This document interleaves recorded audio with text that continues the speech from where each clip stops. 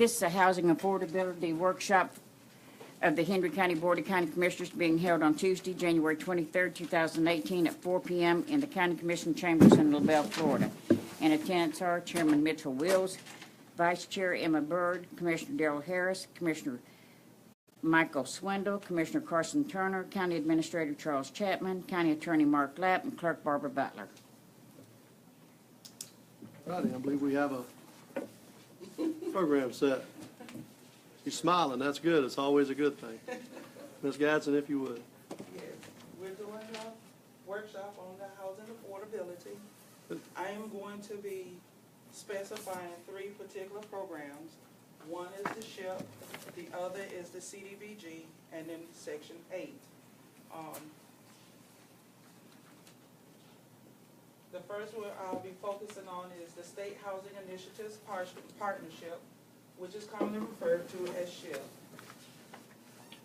If you have any questions, please ask away, and I'll try my best to answer them.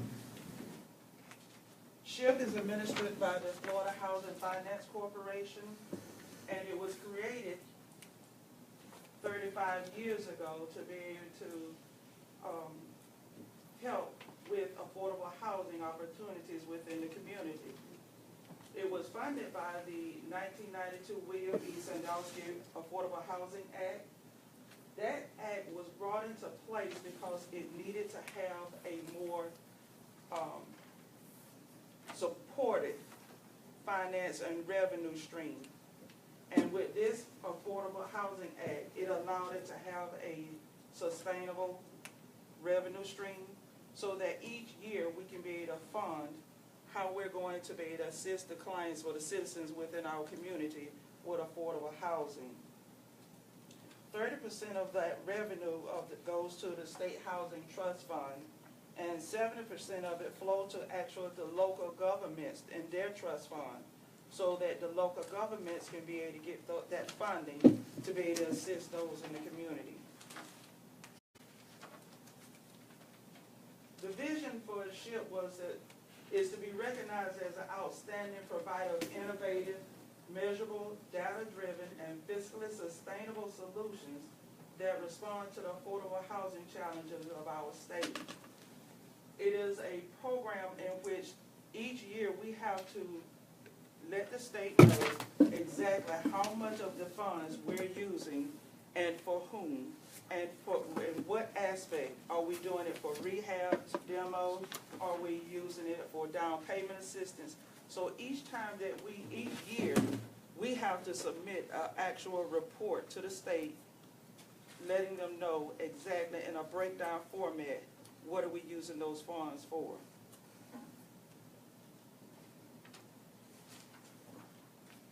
How does SHIP work? It is a program, again, that is given out to all 67 counties. Every county received this funding. The thing is that the minimum allocation of the funds are $350,000. Henry County, we received the minimum allocation because it is based upon a population. And because we have a small population within our county, we only received the $350,000.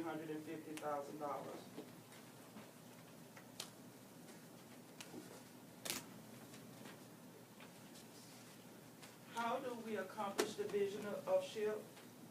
By increasing affordable housing opportunities, again, by giving those funds out to someone in the community to be able to do rehabs on their homes, to be able to use it as a down payment assistance when they're trying to be a first-time home buyer.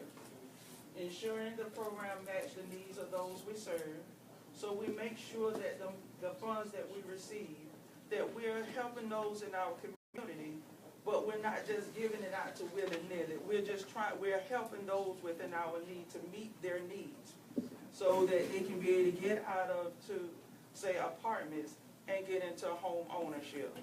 So it's a family sustainability program. And working with local governments and nonprofits and elected officials and others within our community.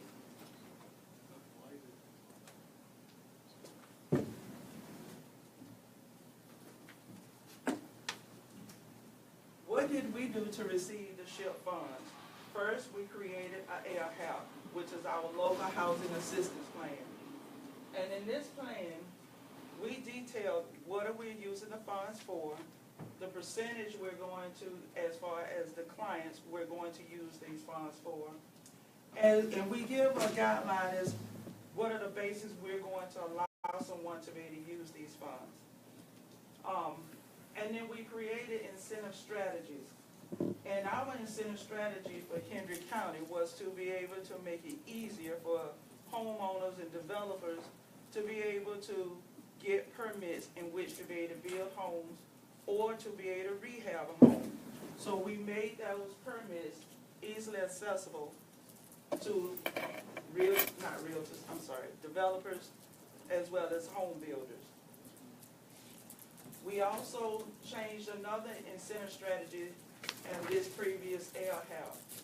We created an incentive strategy where we allow someone who lives in a mobile home to be able to have rehab assistance. And that's something that hasn't been done in quite a while, because we saw the need of the community, because we have quite a few of our citizens here who lives in mobile homes, and we allow them to be able to come and have rehab of their mobile homes. And we amended the land development regulations, and we combined the resources to reduce housing costs. We would take some of the resources from SHIP and may combine it with Habitat. Habitat may provide someone with a loan in which to be able to purchase a home, but we would then provide them with the down payment in which to be able to purchase that home. Or they can get a loan through USDA, and we will provide the down payment assistance.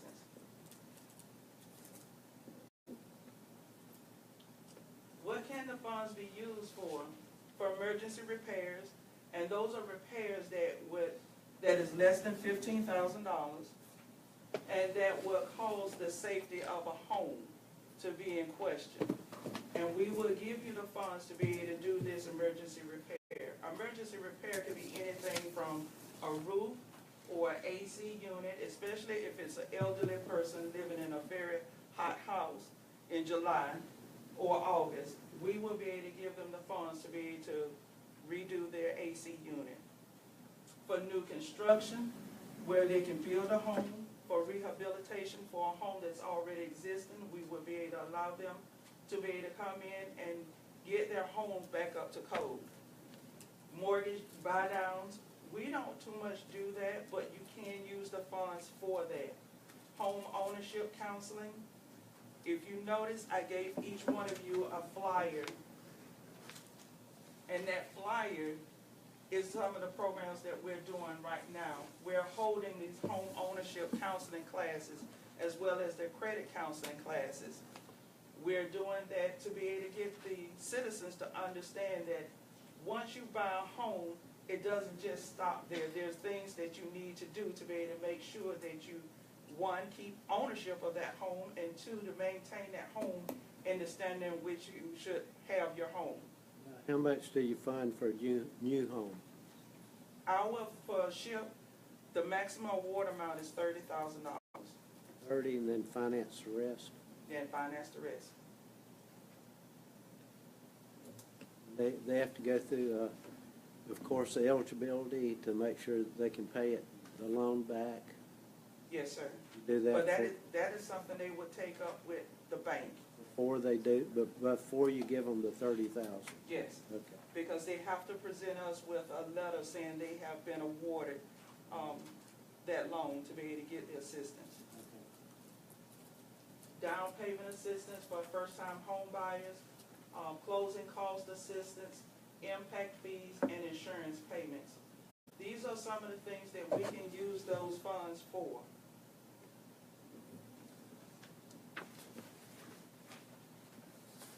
The breakdown of the SHIP funds, if you notice, this is one of the craziest math schemes you can ever believe, because it does not equal up to 100. But the way you have to work it is because you may have one person who fit two or more of those categories. So you can be able to apply them into different categories in order that you meet these percentages. 65% of it must be home ownership activities, which is our down payment assistance. 75% of it must be eligible construction activities, which is our rehabs as well as our emergency assistance. 30% must be reserved for very low income, and 30% must be reserved for low income. And the remainder of those funds can be used for those in moderate income. And your moderate is the 80% of your median income for Hendry County. And 10%, of course, is the administrative expense. Mr. Chair, if I might. Ms. Sabrina, you said the 80% of the average median income. I believe the median income for Hendry County is around $38,000 a year. Is that correct? Do you happen to know what the median? 42.9. It's 42. 9? Okay, thank If you. you look in the back of your packet, I have your income, and it is $42,900 for Hendry County. And that income standard sheet would also show you the percentage as far as the 80%, what they have to hit as the target for 80%, as well as the 75 and the 30% and whatnot.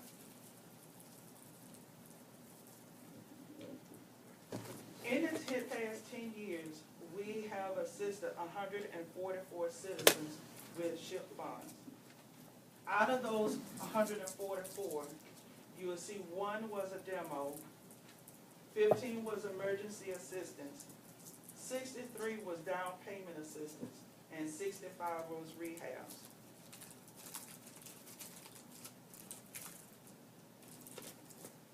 At this present time, we are working to provide 10 homeowners with down payment assistance in this current year, as well as 10 homeowners with rehabs. We have already bidded out 2 homes for rehab, and we have 7 additional homes that we're getting ready to bid out. When we initially bidded out, we bidded out 4 homes. However, of the 4, 2 was over the maximum award amount. So we determined it was best for us to go back and to rebid it. What's the down payment? How high can you go on the down payment? The maximum award is $30,000. So you can put 30,000 down as a down payment and then go through the bank with the rest. Yes, sir. So you're using new construction along with down payment assistant synonymously. You're saying those are the same thing? New construction? Yes. Yes. Okay. So when I see 63 down payment assistances in the 10-year review, how many of those, were those all new construction? No, No? no. What, do you have a breakdown of that maybe? No? I don't, not at this time, but I Okay. can look into it. Okay. I can tell you the majority of our down payment assistance was those who already found previous existing homes. Yes, ma'am. And purchased them. Okay. And, but not an average of 30,000, probably considerably less than that? Or is it always 30K? No, it goes according to the income. It Okay. is income-based, Yes, ma'am. as well as asset-based. So because of the income, for a very low-income person, it would be 30,000. Gotcha. For a low-income person, it would generally be 20,000. And for a moderate income person, it would be 10,000. So, and so it's, so $10,000 put towards a down payment and/or construction of bricks and mortar. Let me ask you one other question as it relates to that. How many of those were manufactured homes versus site-built, roughly? Or is that something you need to get back on as I well? would have to get back to you on that. Do you think it's a majority, one way or another, just off the hip? What do you think? I think the majority are site-built. Okay.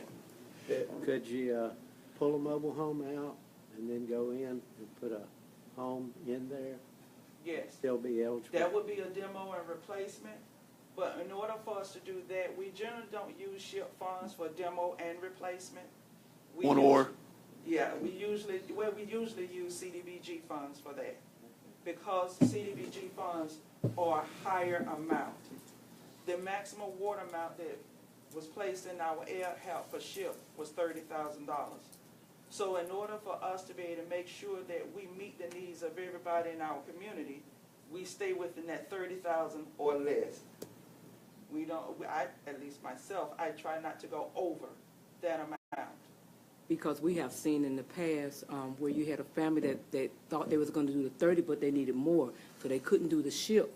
So that means they had, I think it was Habitat that they had to go through. So that means they have to go through another program because they needed more funds. Because if you can't get both, or if you use the 30 and you need more, then you left on your own. But if you wait for something else to open up and not misuse that fund, because we have had that happen this year. Commissioner Byrd, Ms. Gaston, I don't know this question. Is our limitation of the 30,000, is that because of our own in-house local housing assistance plan? Could we Yes. tweak that? We could. Okay, so if you had a crystal ball and you wanted to tweak that, and you said, you know what, board, I think if we took that to $51,000 or $70,000, would that exasperate all the funds too quickly? But I'm not about helping everyone. I'm about helping a few a year. Okay. You know what I mean? If we can get, you know, if we, to Yeah. your point, Ms. Byrd, Commissioner Byrd, if we can get, you know, more people into a solid housing situation. One thing I would like to tweak right out the gate, though, is I want to discriminate. I want to say, we ought to take these dollars and we ought to make them 100%. Let's just do it for a pilot. Let's just do it for 3 years. Let's just say for the next 3 years, we're going to make it just for site-built homes. Because we need to be looking at that from an appreciation schedule. And then I would love to see what your statistics show.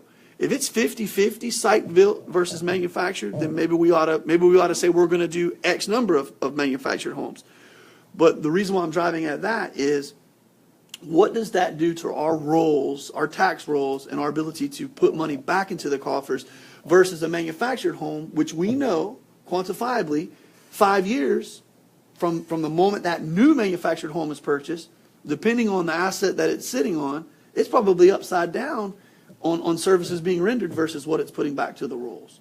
And if, you know, if anybody would like to challenge that, I'd love to have that debate with you. But, you know, we know there are some counties that are doing everything in their power to prevent the movement of having more manufactured homes and trying to encourage site-built homes. And I think we need to be doing everything in our power to encourage site-built homes and retrofitting site-built homes that are just needing that rehabilitation. Well, we encourage site-built homes. I can tell. We really encourage that. Yes, ma'am.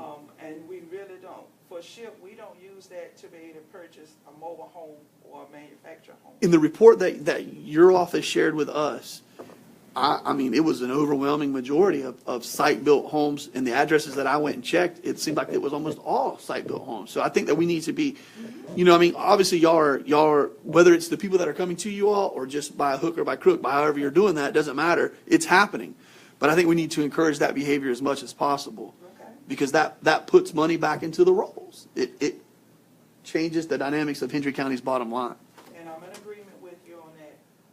And if I did have a crystal ball where I can tweak the LHAP, I wouldn't so much go up to 70,000, Yes, ma'am? but I would go up to 40,000. So you think that just going up that extra 10K would move the number percentage-wise tremendously? Okay? I think so, because what happens is when you get into a home, and if that home requires an extensive amount of rehab work, which we're finding now because of Hurricane Irma, Yes, ma'am. we're having to say, no, we can't do it because it's The threshold. It's that more than threshold the is 30, over yeah. the threshold. But if we can move that threshold up to $40,000, I believe we can be able to capture a lot more using SHIP funds versus having them to wait until we can be able to go towards CDBG. Who created the LHAP? How do we tweak it? That's what I get paid the big bucks to do, is look at policy. What do we do?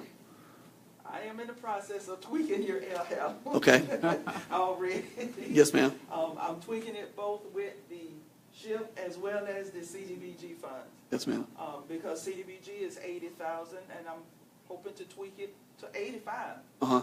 Just so, because when we're doing the demo and replacements, it generally costing about $85,000 to do a demo and replace. Do y'all do modulars? Modular homes.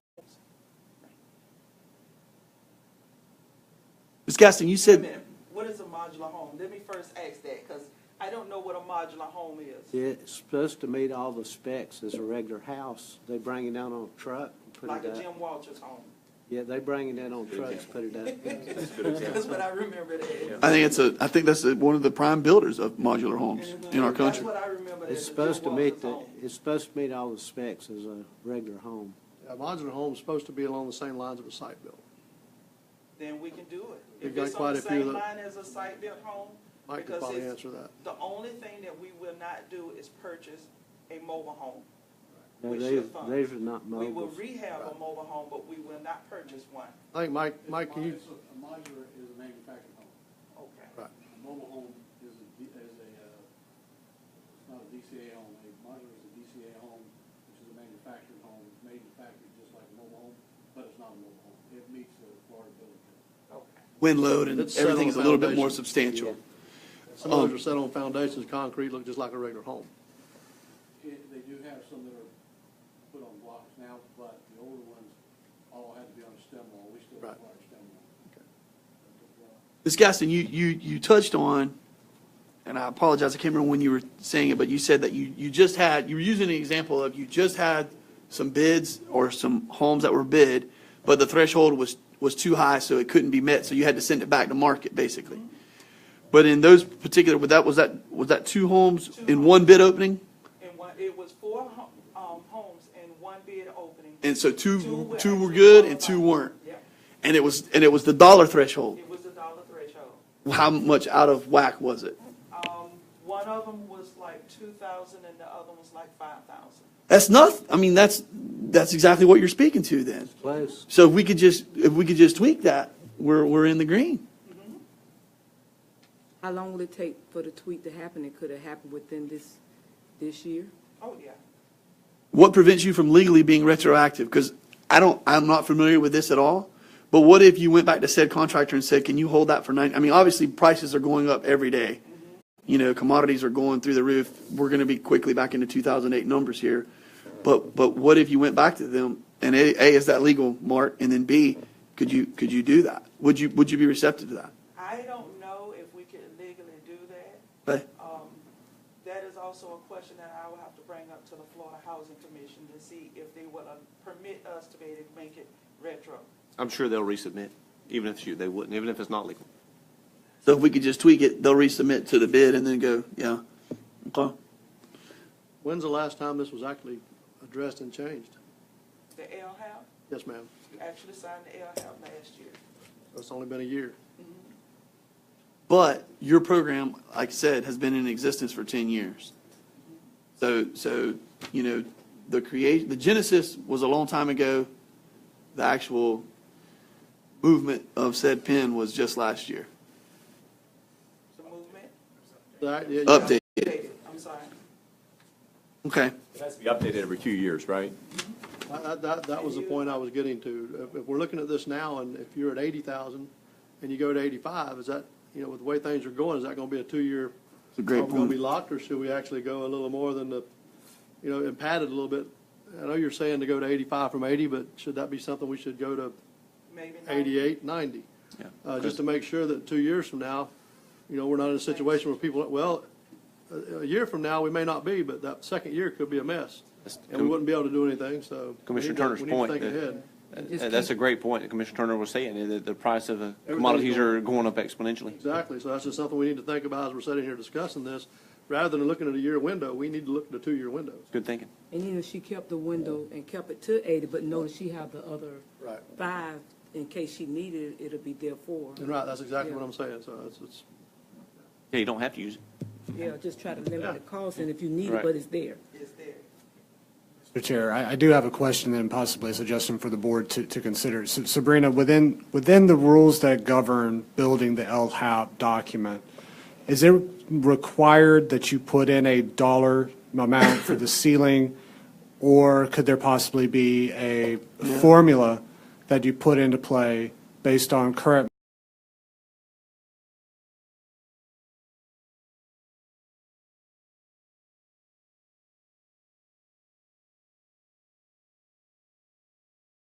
years, and maybe consumer price index or the personal consumer index has gone up, that's driving that market up. Do you know if it's required to have the dollar amount, or could we put a formulary in place?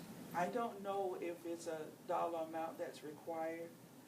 I just know that in our air help, it is a dollar amount.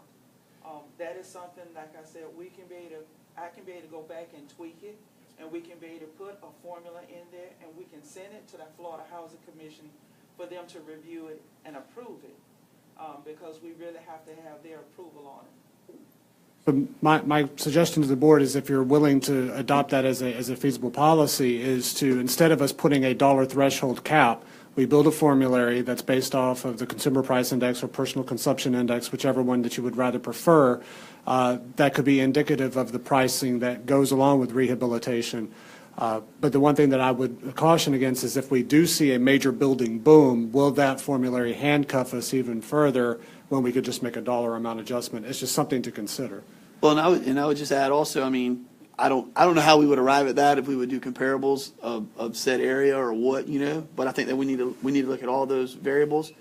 And then one thing I'll throw out there is, in the world that I exist in, there's always an engineer's estimate. The bridge is going to be built at $43 million. Well, the bridge is going to be rehabilitated at $10 million.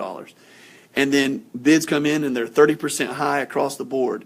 They let that go back, and then they will have a meeting, and they will get around a table, the all-knowing they, and they will say, we feel that this was right in line. Nobody really missed anything. We're gonna go ahead and award. Sometimes, a lot of times, if it's just one bidder though, and it exceeds the engineer's estimate, they'll go ahead and throw it all out. But if you have a group in there and everybody's right in lockstep, go ahead and award it and get the ball rolling. In the example that you've given us, where you had 4 that were bid, 2 were awarded, 2 were not because they didn't meet a threshold, I'd love to know where the other ones were that bid it. I mean, we don't need to know that right now, but it would be interesting to see where those fell. And then if they were really, if anybody was out of whack, or if somebody was just missing the boat altogether. I believe she said somewhere between 2,000 to 5,000. Yeah, and that to me, Ms. Bird, I mean, that's aggravating that we couldn't just go ahead and get it done, And I'm sure it's more frustrating to you, because you're the most, you're right there at where the rubber meets the road of wanting to get people into, And then we have to go back and Yeah. start the process Yeah. all over again. That's just And aggravating. believe me, they're not very patient, because they thinking they already arrived and they haven't arrived. Yeah. Or you're gonna spend close to that amount just starting all over again. 100%, By the 100%. time you go out to bid and do all the other stuff, you've actually, Or you missed them all altogether, now they're out, yeah. And They I'm went gonna bought say a right- whole home, and meanwhile, I'm going to say right now as well, anytime I bid a project, I'm going to say 90% of the time, my number goes up. It never goes down, and if I don't get it, that's fine, but I'm not working for free. As a matter of fact, I'm working for a lot of money. And it's just, it's just the way it's going to be. That's it. Well, we're hoping with these additional bids that we send out, that we get more contractors who are interested Yes, ma'am. in becoming, to rehab these homes. Yeah. Because on those 2 particular ones, there was only one bidder for each one. Yeah. So it wasn't like it was like 3, 4 bids. Yeah. It was just one contractor who bidded on this one particular home, and one contractor bidded on this particular. And that's a sign of the market that we're in as well. It's a hard market right now. We're busy. Everybody is covered up. Yeah. So it's going to be tough. It's going to be tough. Do you always spend all the money? No. What prevents us from doing that, Ms. Gadsden? What, Can you spending carry all it the money? over? Yes, ma'am. Usually it's because the amount that's left over is not sufficient enough to cover the cost of whatever program, whatever we have left to do. You may have a house, say we have $17,000 left over, but the houses that we have left on our wait list to be able to rehab, all of them cost $20,000 and $25,000 to be able to rehab. Or greater. Or greater. And Yes, so ma'am. you just sit and just transfer that money from this year. You can't carry it forward. roll it over. Roll it Okay, over. so Don't we're not- get we're not hit. losing it. We don't, Okay. we don't, get hit. okay. don't lose it. Okay. We just forward it to the following year, and we just pick up where we left off, which is, now we just have $17,000 extra. Plus. And you have to be county residents. Yes. Yes. Because all 67 counties receive funding from SHIP. So if a person wanted to purchase a home in Lee County, They can go to Lee The County. Lee County side, and yeah. use their Right. funds to do that.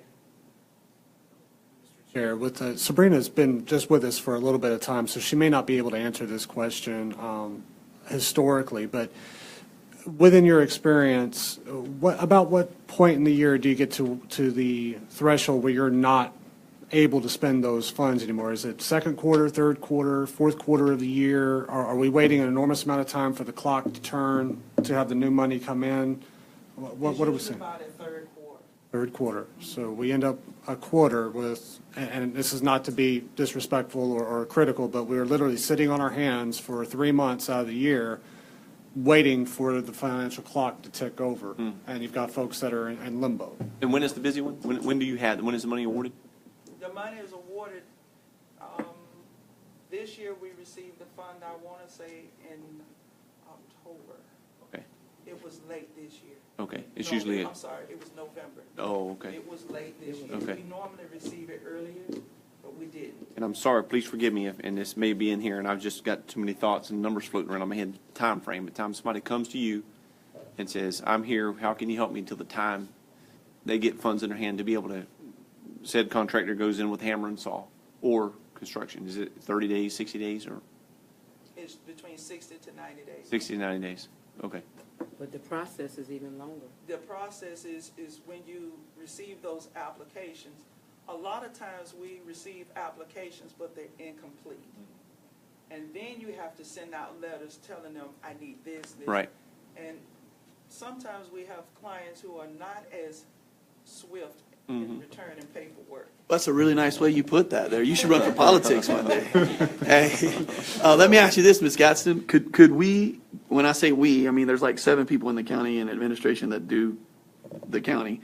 And then there's like 14 outside that do all the work outside. And Shane has 31 different hats, our engineer. I don't know if you know him, but the ask here that I'm taking a ridiculously amount of time to ask is, could we help facilitate that discussion with holding an open house, feeding a couple people? You're saying $17,000. I don't know what you had the year before, but I see your goal is to provide 10 homeowners with rehabilitation. You know, you're averaging about 14 people a year for 10 years. What could we do to help you meet these goals, double down, get more people coming through the door, get more people sharper with that pen, and then get a little bit more competition brewing for that? And then final question is, do you favor targeting a couple communities for the first year? Like, you know, my goal is to take the Harlem community and fix it, because we've spent a tremendous amount of time and energy, and we've got the ball rolling a little bit, but now we need to just push it towards the goal line. You know, I don't know what the adverse is to that here in the LaBelle community, but then we roll into Flaghorse, then we roll into Pioneer, or then we roll into Montura. So, you know, that's where I'm going with this. So that I threw a lot at you there, but could we help with that process? Well, with SHIP, we don't target a particular community, Why? because SHIP, we use it to target the households. So that household has to come and apply for it, Okay. okay? And this previous year, we've held orientations for those who wanted to be able to learn about SHIP, where they could be able to pick up their application, what is the process, what time they have to turn it in. We did all of that last year. We received quite a few applications. What's quite a few? About over 60 That's good. applications, and that was throughout Clewiston and LaBelle. That's quite a few applications for this size of a community when you're looking at $350,000. Then most of them didn't make it, did they? We had some that did not make it. We had some that we had to tell them, you're better off with CDBG. Because one of the things also, when we go and we look at this, we also have someone to come and look at your house. Because not only is it income qualified, now we have to make sure your home qualifies. Because it's worth X number of dollars, and we're going to make a reinvestment of Y, so it nets out. Yes. Okay. So what if one got a roof this year, next year they need the air condition? They Is will it- not be able to do it. How many years is the gap? It is a 5-year gap. Is that just because of the LHAP as well? Or is that the Florida Housing Commission that sets that? No, our air house sets that. Okay. Do you agree with that? I do. Okay. I do. Because you gave a great example earlier of an elderly person that's in a home that's sweltering in June or July, By the way, I don't like old people or little kids or puppies, just let you know. And so you have that. So you have the older person, and this year you get their air conditioning fixed, but they have a leaky roof. You know, I mean, that's something to take into consideration. Or, okay, yes, sir. There you go. Because I know somebody like that, and they got the roof, then the air went out. She's elderly, lady lives by herself, and she's said she had to wait 5 years without the air conditioner to. And Ms. Gaston, to that point, we're clueless. A lot of us are clueless, myself included now. We're clueless to what you're doing on a daily basis, and we don't know if there's, you know, you say 60 is a good number. He gets excited about that. I think 60 is horrible, you know. And I will tell you, if you go and poll 100 people and ask them what VPK is, you know, like, I'm going to say 75 of them won't know what voluntary pre-kindergarten stands for. And it's free for every 4-year-old that's on the planet, you know. And so, you know, I'm wondering, could we help, you know? And then to Commissioner Harris's point, could we double down on that just once again by tweaking that system? You got $17,000 left over a year. Now, if you put, you know, $3,000 to $6,000 into an AC unit, and then once again, you tweak it, Ms. Gatson, and say, this is only going to be used for HVAC, or this is only going to be used for window efficiency, you know, and it has to be a hurricane-proof window, you know.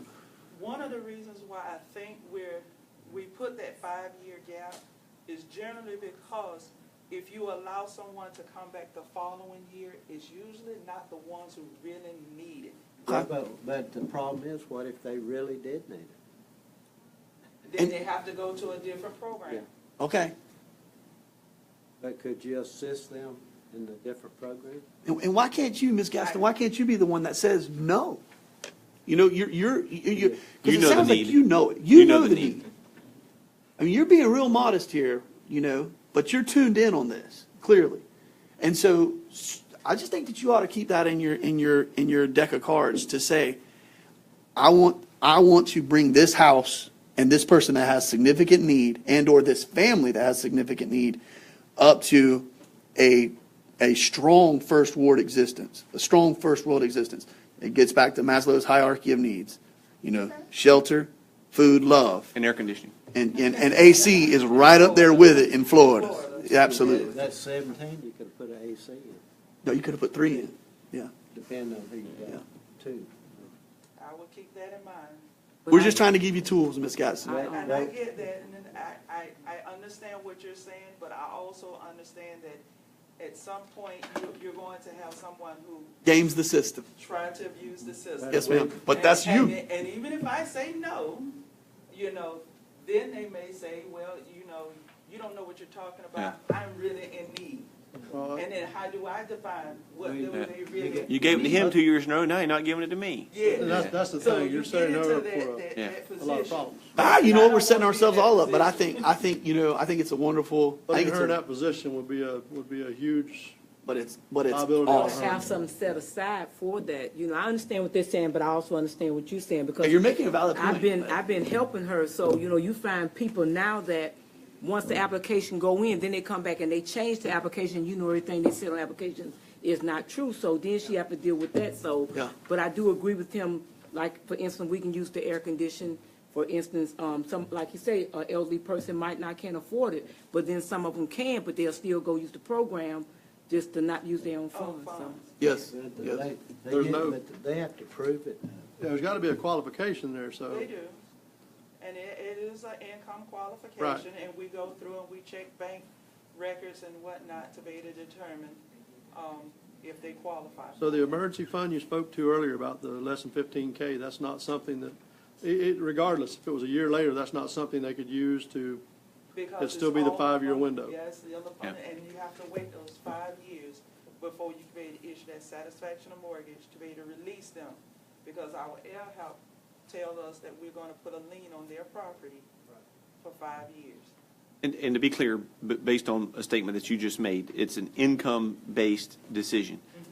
A young professional, teacher, or whatever, they qualify. There's no disqualifications for that. It's an income-based and need-based, correct? Okay. It don't matter if you're purple, Right. one eye, Right. one horn, yeah, it's irrelevant. Okay. We only have a few more minutes. The next one, it would be the CDBG, which is the Community Development Block Grant. And it's authorized under the Title I of the Housing and Community Development Act of 1974. These are some of the categories it grew out of. Because we have such a short time, I'm not going to read it all out. And its eligibility requirements is that we have to be a non-entitlement community that's less than 50,000 citizens, and that we have to develop a program where we are going to afford them affordable housing and to provide services to the most vulnerable in our community and to create and retain jobs. We can use it to be to acquire property, to relocate and demo houses, rehabs, construction of public facilities, public services, activities relating to energy conservation, and provision of assistance to nonprofit and profit-motivated businesses to carry out economic development. Is to prevent and eliminate slums and blight in a community, which is what we're using it for. It addresses the community development needs, and it rids the communities of conditions that is a serious threat to the health and welfare. Mr. Chair, can we jump right to, let me ask you this, Ms. Gaston. On your future plans for 2018 with CDBG funding, Yes. how strong do you feel about that? And what your goals are? 8 to 10 demo replacements, 4 to 5 rehabs? I am very strong about that. And how far along in that process are you right now? Like your first quarter goal versus second versus third, are the funds sitting there right now? Okay. Yes. And I have the houses in mind, but again, it's a process. So once we open CDBG up, we will start that process and go through it. Let me ask you this. Money's not an issue. How many homes do you have identified the Harlan community is focal point for the current batch of dollars? If money wasn't an issue, how many homes have you gone that far to say there's actually 37 homes? Harlem alone. Or there's 21? Is that what you're asking? Yeah. Okay. I haven't really looked at each area to determine how many would I do. Yes, ma'am. I haven't done that. Okay. Is it possible we could get a GIS map that would identify these 8 to 10, and then the 4 to 5 that will be rehabbed, and then with your expertise, Ms. Gaston, also go beyond that and say, in a 3-year cycle or in a 900-day cycle, we'll actually have done 24 if things were to stay this way, and that works us towards a goal of there's only 27 homes, or we know there's 65. And it's going to take us a 10-year plan to do this, Let's change the question. Do you already have people that signed up that qualify that coincide with your demos that you already have? Yes. Okay, You so do? it's- Because yeah, 'cause- when we looked at the SHIP rehabs, we realized that we had some, because of the code violations, people building additions onto their home that, I don't know how they did it, but they did it. And several other things. Once again, very nice how she words that. Did you hear that? I'm telling you. I see politics in her future. It's not her first rodeo, is it? I'm trying to tell you now. So, we realized then that they're gonna need significant amount of money to be able to get their homes back up to the standard in which it's supposed to be. Yes, ma'am. So we have already said, no, you don't qualify for SHIP funds. However, We're going to sit you over on this side to wait for CDGB funds to come available so we can be able to go ahead and rehab your home. And Commissioner, that's already in place. Yes, ma'am. It's already been, like I said, the process is so long, because some of the people we've been helping with the process, my Yes, ma'am. God, the process is just long. and Ms. Bird, all I want is a visual reference. I want something that's easy for us to sit there and look at and say, we have a goal of X, we're right here, right now, and it's just a constant reminder. I mean, And I think it's there, but I guess you just really need to put it on paper, Yeah. because down the line, we do know it's happening. Yeah. We do know the people have been pointed out. yes, ma'am. Because I've been out there with some of the contractors and different things that she's been doing, so it is happening, but it's just, I guess she just didn't put it in her slide. And Ms. Gaston, like, I think of Hooker's Point Road, for example, and I can think of 2 or 3 homes that need refurbishment. And then I think of the Howard Hill Foundation. They've got in there and hit a couple of them. So let's just say you had that master list that was up there that represented the Hookers Point area. And now, let's say there's 17 units or family housing, situations in Twin Lakes / Sherwood. And then there were 4 on Hookers Point. But we know that Howard Hill Foundation is going to hit 2 of the 4. And the Howard Hill Foundation was going to hit 3 of the 17 that are in, Twin Lakes, Sherwood. Now it starts to all come together, and we have a more of a master plan, so to speak.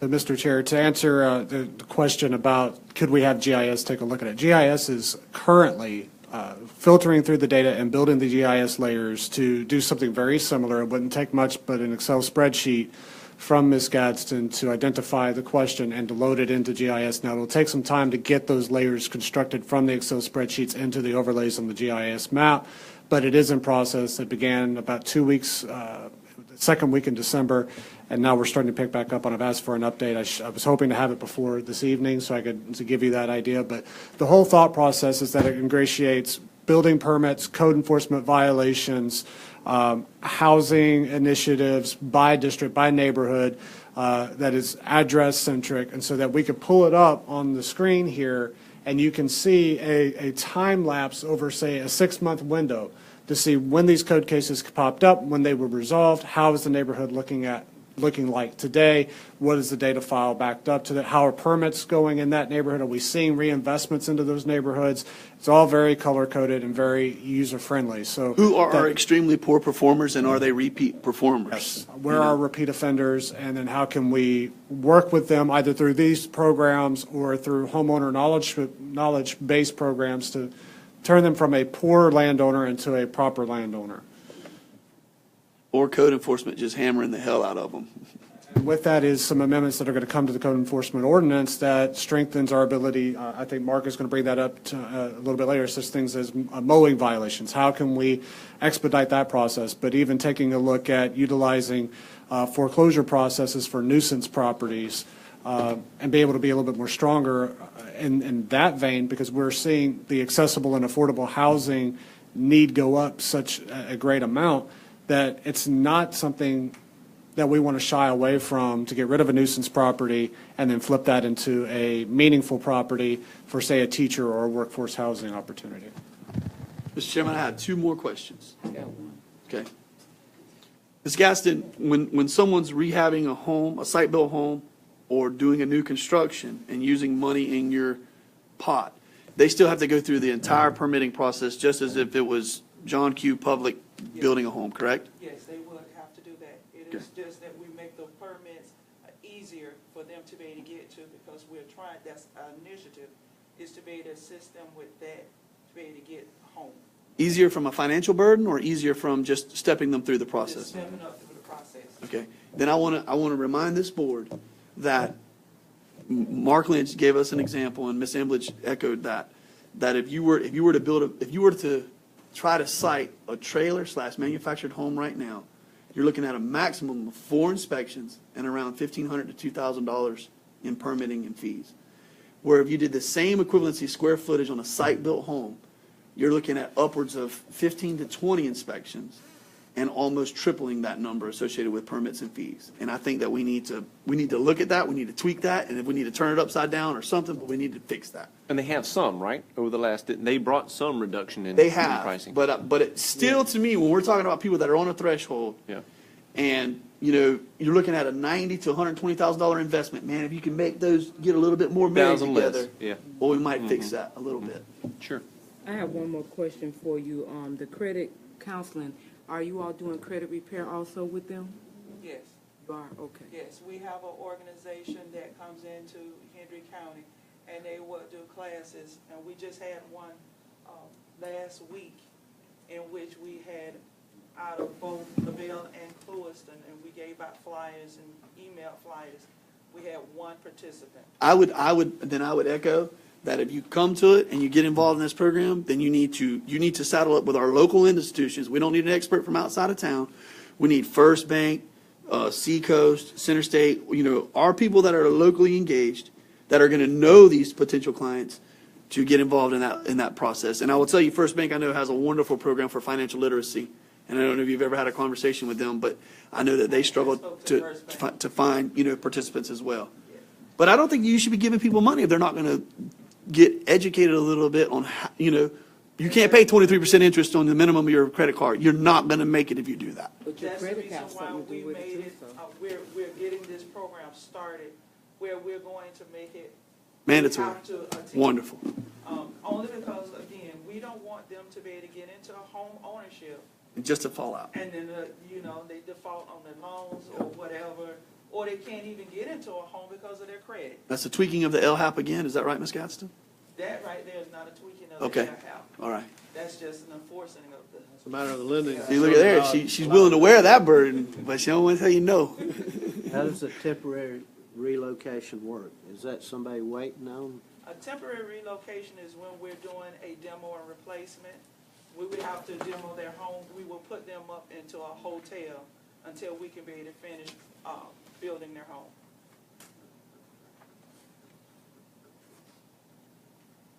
And if you look in the 10-year for the CDBG, we've assisted 44 citizens.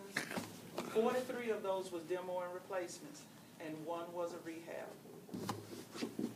Mr. Chair, I'd like to do this again in late March or early April. And maybe have Ms. Gaston come back and explain the Section 8 portion, and then give us an update of where she is on the quarterly return for the first quarter of 18. And then if there has been any adjustment with the LHAP. And then I would like to also, I kind of envision this conversation a wee bit different of hearing from the superintendent of schools or the city of LaBelle or from the city of Clueston of what they think their need is, and R.D. Williams, the CEO of Henry Regional Medical Center, of, you know, do you need 10 homes or do you need 150 homes for young professionals or just professionals in general to be able to have affordable housing? Because I don't know what that number is, you know. So This has been the single best conversation and presentation that I've seen about SHIP, CDBG, and conversation, Ms. Gadsden. Thank you. it's been mine as well in my entire time as being a commissioner. This is I've enjoyed this presentation the most of any, and I feel like you really educated the heck out of me. But you've also opened up a handful of discussion points, and we need to give you some more tools in your toolbox. I think it's been a very good exchange. How long would it take you to get that information together? Is March too soon or enough time? March is not too soon. You're fast, okay. Yeah. Or try to be. Mr. Chair, if I could ask for just some direction from the board about the follow-up workshop. I understand everything, but I would like for the board to consider one more piece, which is investment in infrastructure that might be holding back the private market from being able to meet that need. I think a lot of the pressure that we're seeing with the price point is coming from added expense on the bottom line on the backs of the developers to have to put in the infrastructure so that they can then service a higher density. So This is an example of like a sewer versus Yes. sewer line? Yes. Okay. Septic tank versus sewer line, I mean? Okay. or even septic to sewer conversions, and to see, it may be too much for that one meeting, but we're going to have to get to that conversation. And CDBG funding could be used for a sewer to septic to sewer conversion or just running line in the ground.